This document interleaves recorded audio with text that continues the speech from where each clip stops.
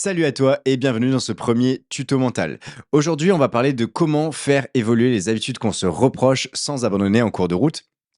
Et je vais te donner le système complet qui va te permettre de sortir des habitudes que tu te reproches pour installer celles que tu recherches. Je te donnais aussi la méthode que tu vas pouvoir copier-coller pour arrêter de te contenter d'un quotidien qui n'est pas horrible, certes, mais dans lequel tu as l'impression de tourner en rond.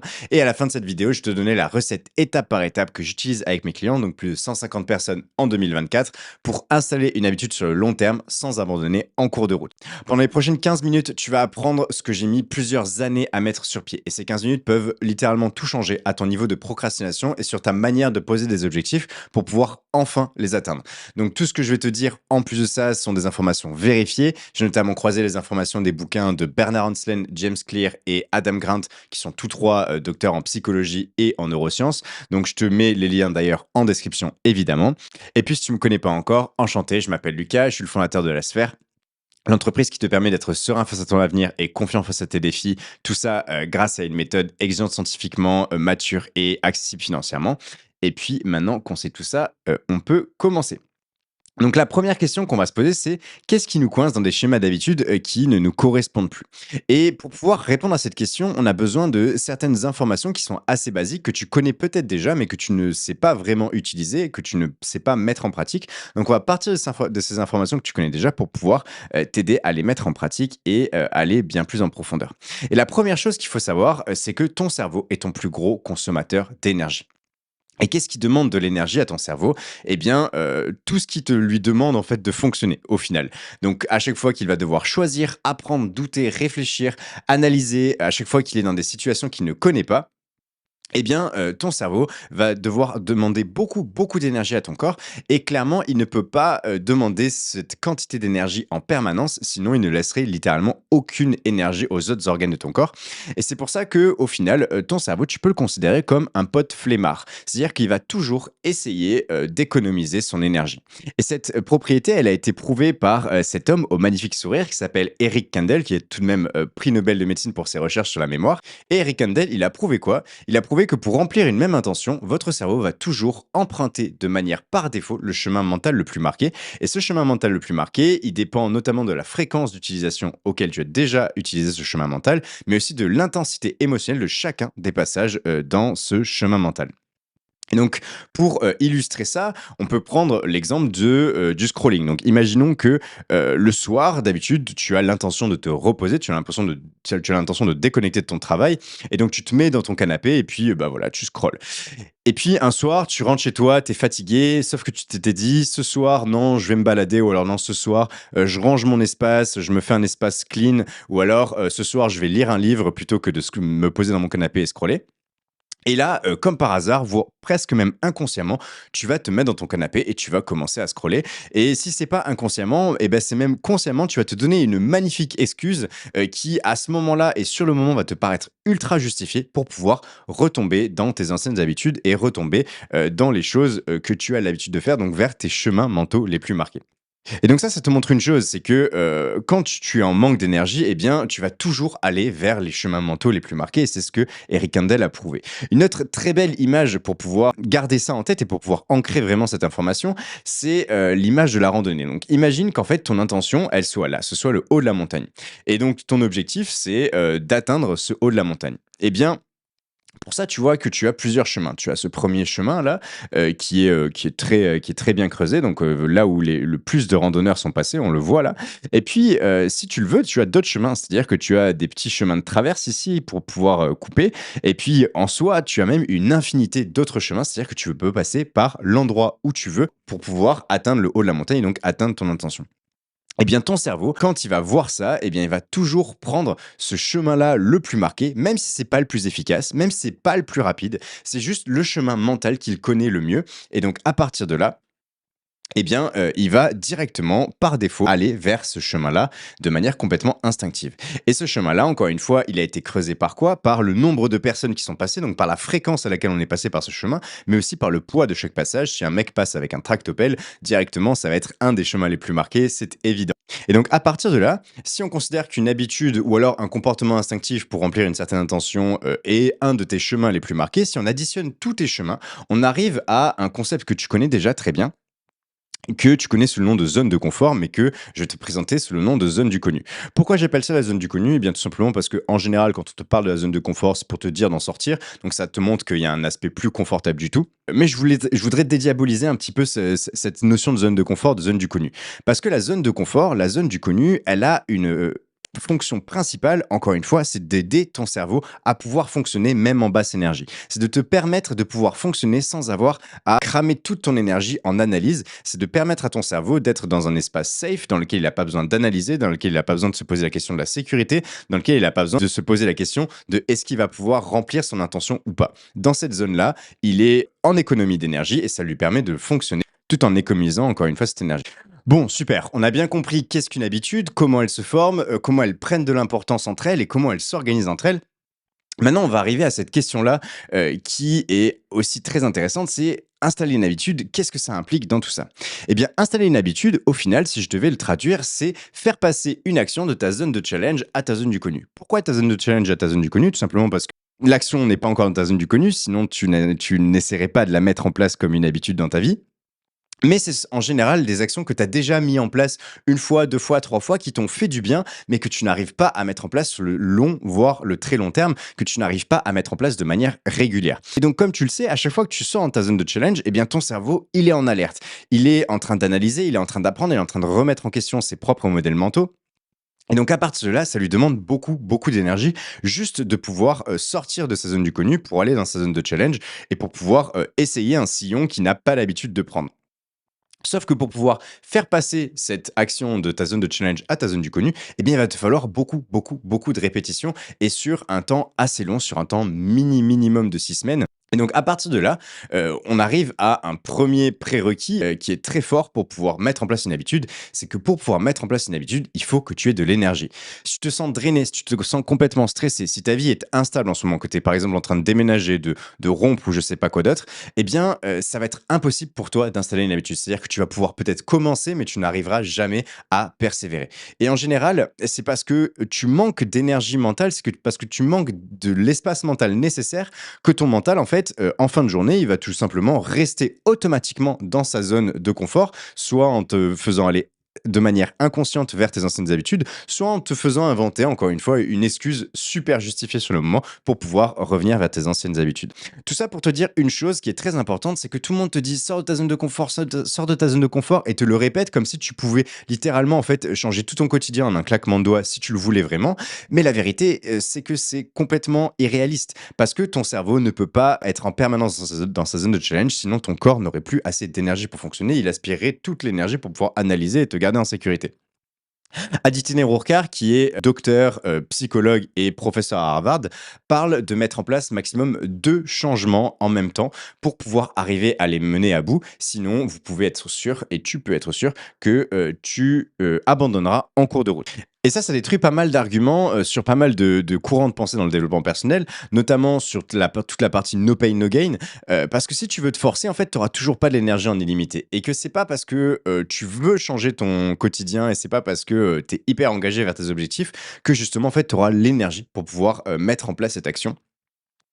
Tu vas avoir besoin d'énergie, tu vas avoir besoin d'un minimum de motivation chaque jour et si tu essaies de changer tout ton quotidien d'un coup, c'est normal que tu n'y arrives pas et que tu retombes toujours au point initial.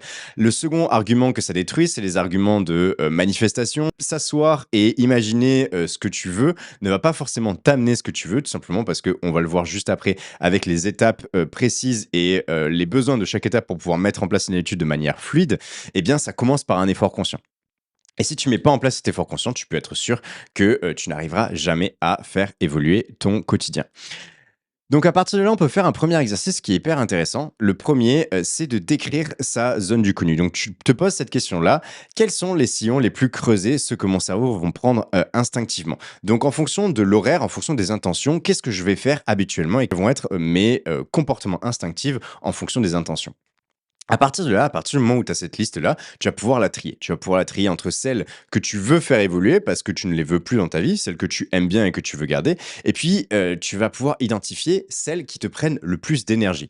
Pourquoi identifier celles qui te prennent le plus d'énergie? Tout simplement parce que si tu peux commencer à faire ou arrêter de faire quelque chose et que ça te donne énormément d'énergie, eh bien évidemment, tu vas pouvoir réinvestir cette énergie dans le fait de continuer à faire évoluer ton quotidien vers ce qui te plaît. Et donc, pour répondre à ces 3 questions, donc quels sont mes sillons les plus marqués, quels sont ceux que je veux faire évoluer et puis enfin, quelles sont, les activités qui me prennent le plus d'énergie, eh bien, tu peux faire ce tableau. Donc ce tableau-là, moi, je l'avais fait à un moment donné où j'étais un peu perdu dans ma vie. J'avais des problèmes familiaux qui me stressaient, qui me prenaient beaucoup d'énergie mentale et j'étais tombé dans un quotidien qui ne me convenait pas, du tout et donc à partir de là, ce que j'ai fait, c'est que, j'ai fait par horaire quelles étaient mes intentions et quels étaient les sillons, que j'avais, donc les comportements instinctifs que j'avais et j'ai commencé à ensuite les trier. Donc les entourer soit en jaune si c'était juste des choses que je ne voulais plus dans ma vie, soit en rouge si c'était des choses que je ne voulais plus dans ma vie et qui en plus de ça me prenaient beaucoup d'énergie. Et en face de ça, eh bien, j'ai plus ou moins décrit mon quotidien parfait, le quotidien qui m'irait bien et qui me paraissait quand même réaliste. Et à partir de là, eh bien, j'ai sélectionné une à 2 priorités à chaque fois pour pouvoir travailler. Et c'est comme ça que j'ai mis en place, franchement, on n'en est pas trop loin. On n'en est pas trop loin, évidemment. On a tous besoin, de travailler. On n'est jamais parfait, mais en mettant en place un à 2 changements en même temps, à chaque fois sur des challenges 12 semaines, eh bien, j'ai pu faire évoluer mon quotidien de manière drastique. D'ailleurs, si toi aussi tu veux faire évoluer ton quotidien et que tu en as marre de toujours retomber au point initial, si tu en as marre, d'avoir l'impression de mettre toute ton énergie pour ton extérieur, pour tes proches, pour ton travail, tout en ayant l'impression de procrastiner les choses que tu veux faire pour toi, si tu as envie de te sentir plus, confiant face à tes projets, si tu as envie de te sentir, plus enthousiaste face à ton avenir, eh bien, tu peux cliquer sur le lien juste en dessous. Tu auras accès à un test d'épanouissement, donc un test qu'on a construit en partenariat avec un chercheur en psychologie cognitive du CNRS de Sophia Antipolis.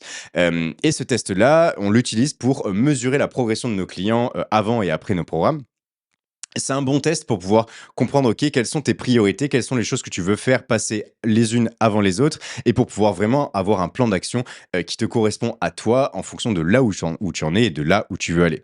Je te laisse cliquer sur le lien, c'est gratuit, c'est juste en dessous et puis on peut continuer en se posant, eh bien, maintenant la question, OK, on a vu, comment se former une habitude, on a vu, comment installer une nouvelle habitude. Maintenant, on peut se poser la question, comment faciliter la mise en place, d'une habitude et comment fluidifier la mise en place d'une nouvelle habitude?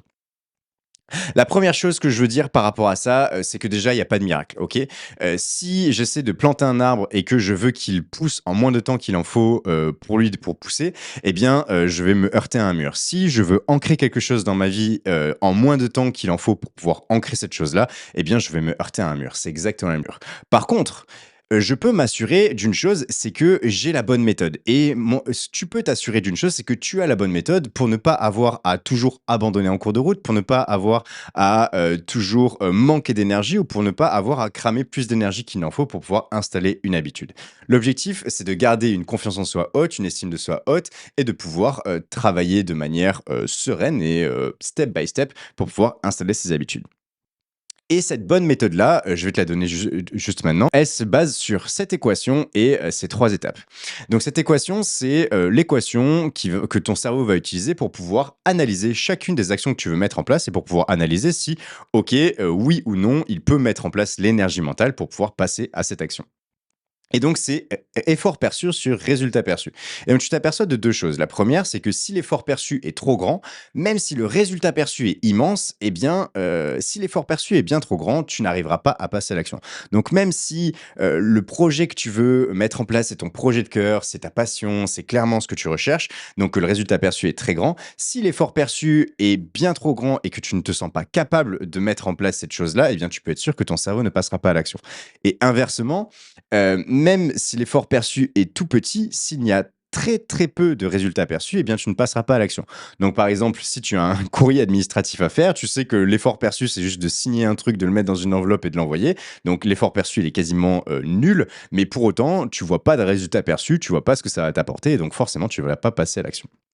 Et à chaque fois que cette équation va être déséquilibrée, tu vas mettre en place quelque chose que tu connais très bien qui s'appelle la procrastination.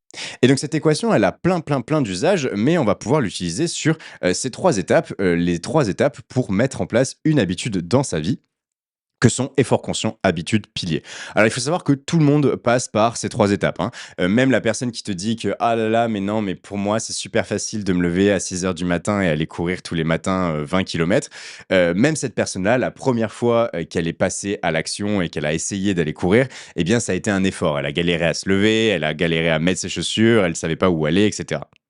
Mais à force de répéter cette action, de répéter cette action, de répéter cette action, pendant minimum 21 jours, eh bien, elle a, ancré une habitude. Une habitude, ça veut dire que elle peut arriver à le faire sans y mettre trop d'efforts et sans cramer beaucoup d'efforts.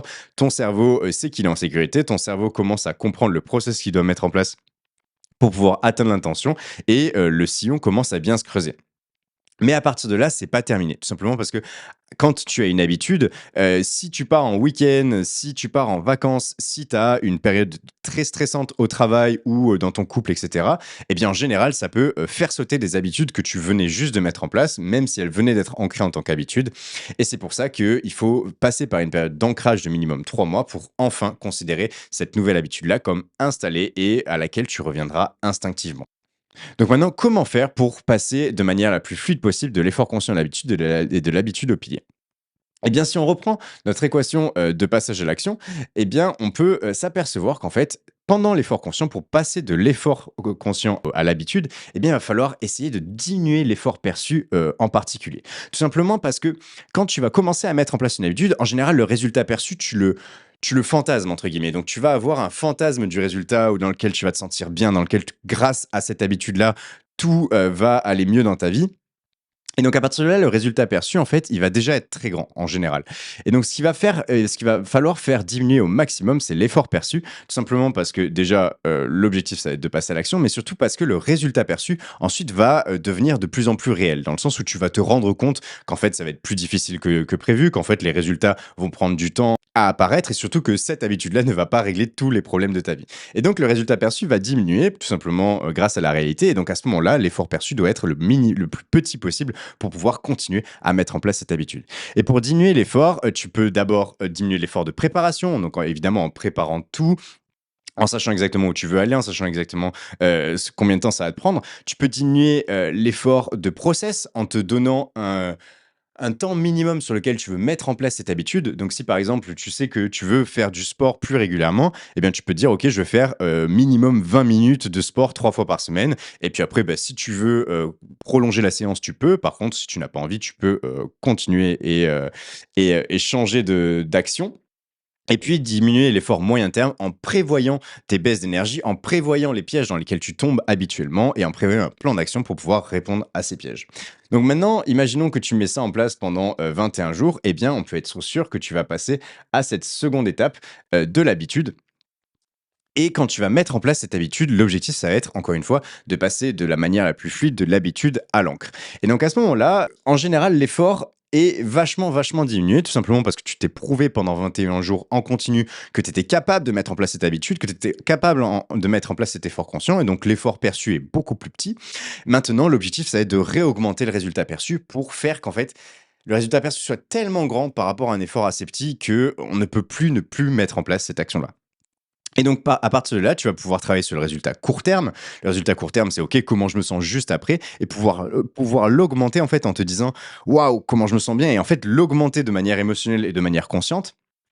Le résultat à long terme en te demandant: «OK, en fait, si je mets ça aligné avec mes valeurs, avec les choses les plus importantes pour moi», donc si par exemple le plus important pour moi, c'est ma famille, eh bien je vais me poser la question: «OK, en fait, en quoi aller courir tous les jours, va me permettre d'être plus avec ma famille?» Ah bah, ça va me permettre de vieillir en bonne santé, de pouvoir courir avec mes enfants et cetera et cetera et donc là, le résultat long terme va augmenter, le résultat perçu long terme va augmenter et enfin, on peut faire apparaître quelque chose auquel beaucoup de gens ne pensent pas, qui est le résultat de process. C'est-à-dire commencer, si tu vas courir, à essayer d'améliorer chacun de tes pas, à apprécier le fait de dire bonjour à cette petite mamie à chaque fois que tu passes pour aller courir, à apprécier l'air frais, à apprécier le chant des oiseaux. Bref, à commencer à mettre de l'émotion et mettre de l'émotion agréable dans le process. Et à partir de ce moment-là, clairement, tu vas avoir de grandes chances de persévérer C'est minimum 3 mois, hein, pas 12 jours, pour pouvoir arriver à, un pilier, à une encre. Et donc à partir du moment où tu es, au stade du pilier, eh bien, tu as gagné. Les mé la meilleure illustration que je peux te donner, c'est demande à un sportif d'arrêter de faire du sport, d'arrêter de bouger, d'arrêter de bien manger et au contraire de, s'affaler dans un canapé et manger, des choses pas bonnes, en permanence. Il te rira au nez et te dira: «Jamais de la vie». Demande à un moine, de commencer à, scroller tous les jours et arrêter de méditer. Il va te rire au nez et il va dire: «Non mais, il y a pas moyen». Demande à un érudit, d'arrêter de lire des bouquins, d'arrêter de progresser, d'arrêter de s'éduquer et de commencer à juste à arrêter de faire ça, eh bien, il te rira au nez exactement comme les 3. Et c'est pareil pour toi. C'est-à-dire qu'au moment où tu en es au stade du pilier, le résultat perçu te paraît tellement grand par rapport à l'effort qu'il demande que à ce moment-là, ça devient complètement une évidence. Bref, voilà pour ce protocole que je voulais te donner pour pouvoir mettre en place une habitude de la manière la plus fluide possible. Moi, ce que je veux que tu retiennes, c'est lié à cette phrase-là. Le jeu est possible à gagner si tu en connais les règles. Il y a plein de gens qui se découragent à mettre en place des habitudes et qui n'arrivent pas à mettre en place des habitudes. Ils ne comprennent pas pourquoi et du coup, ils commencent à se dire que c'est eux le problème. Ils commencent à détruire leur estime personnelle, leur confiance personnelle. Si, je t'éclate à un jeu, une partie, 2 parties, 3 parties, et que je t'ai pas expliqué les règles, eh bien, évidemment que, tu vas pas t'en vouloir. Tu vas juste me dire: «Bah, Lucas, c'est facile, tu m'as battu, mais c'est normal, tu m'as pas expliqué». Eh bien là, c'est pareil. Ne t'en veux pas, arrête de te flageller, parce que c'est normal que tu arrives pas à mettre en place une habitude si tu t'es jamais posé la question: «OK, mais en fait, qu'est-ce que c'est les règles de mon hardware, de ma machine là, comment est-ce qu'elle fonctionne pour mettre en place une habitude? Si tu ne joues pas avec les règles, c'est normal de ne pas arriver à gagner. Par contre, c'est ta responsabilité si après un, 2, 3 échecs, tu remarques que tu ne joues toujours pas avec les bonnes règles et que tu n'arrives toujours pas à gagner, c'est ta responsabilité de commencer à apprendre les règles, de commencer à comprendre en fait, OK, qu'est-ce que c'est ton niveau? Avec quoi est-ce que tu peux jouer maintenant pour pouvoir commencer à progresser à ce jeu? Et le jour où tu connais les règles, eh bien là, tu commences à avoir des chances de gagner et surtout, tu peux commencer à analyser tes échecs avec le bon point de vue. Parce que sinon, tu échoues, mais tu ne sais même pas ce qui s'est passé. Et donc, à partir de là, tu vas répéter, répéter, répéter la même erreur. Voilà pour ce premier tuto mental. J'espère que tu as appris des choses, j'espère que tu as progressé, j'espère que tu as trouvé ça intéressant. Juste en dessous, tu as juste à cliquer pour pouvoir accéder au lien du test d'épanouissement dont je te parlais tout à l'heure. Et puis, si tu veux en discuter, si tu as aimé cette vidéo, n'hésite pas à commenter, à poser un like. Et je te souhaite une très bonne continuation et on se retrouve pour le prochain tuto mental. Ciao, ciao.